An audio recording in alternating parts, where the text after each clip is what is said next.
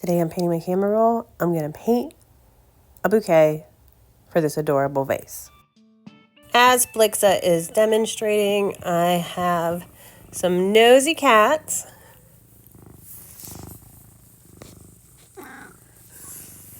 That was Sherman during the voiceover.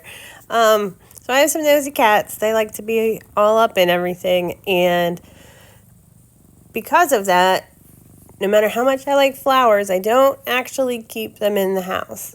So when a client gave me this adorable bud vase with flowers from her garden, I thought that's super cute, and I want to try and recreate it by painting it or drawing them. And I can actually change it out, make more, and don't have to worry about the flowers dying or the cats eating them and poisoning themselves. So I just sketched out roughly, they're mostly zinnias and cosmos. So it's 2 zinnias, a cosmos flower, and a daisy. And I'm just using a combination of, this is a watercolor marker. Blixa is going to be removed again. So watercolor markers, alcohol ink markers, just a combination. I find that the alcohol ink markers specifically do not always match the color on the cap.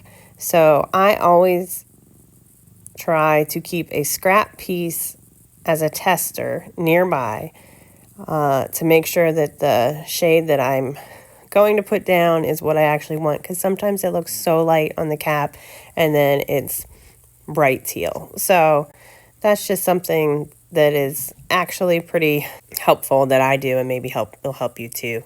Now I'm just going to cut out the flower shapes. So we're cutting out the flowers. I wanted to leave that white area of the paper around it so that from a distance it will read more like a sticker. I wanted this to be very obviously a painting or a drawing. I wanted it to look fake. I wanted it to look intentionally not real. You can recreate some very realistic flowers with paper techniques. That's not what I was going for here. I feel like so much of the things I make are actually make really good cat toys. You know, you gotta have a decoy pipe cleaner if you're using pipe cleaners. And then so I finished the flowers, and I thought it still looked a little empty, and I wanted to add some greenery to it. This is actually one of the paintings that didn't work out so great from painting my camera roll part 4. So that was the last painting I did. And that one was ferns and some India ink and greens. And so I just cut these into some loose leaf shapes and added some more green to fill in the gaps.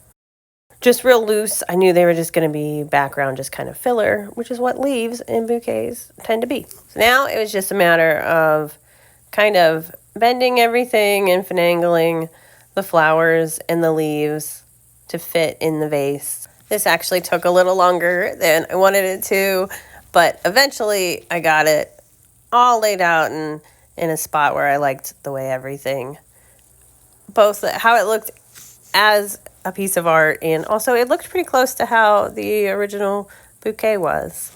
All in all, really cute project if you're like me and you have cats, but you can't have flowers.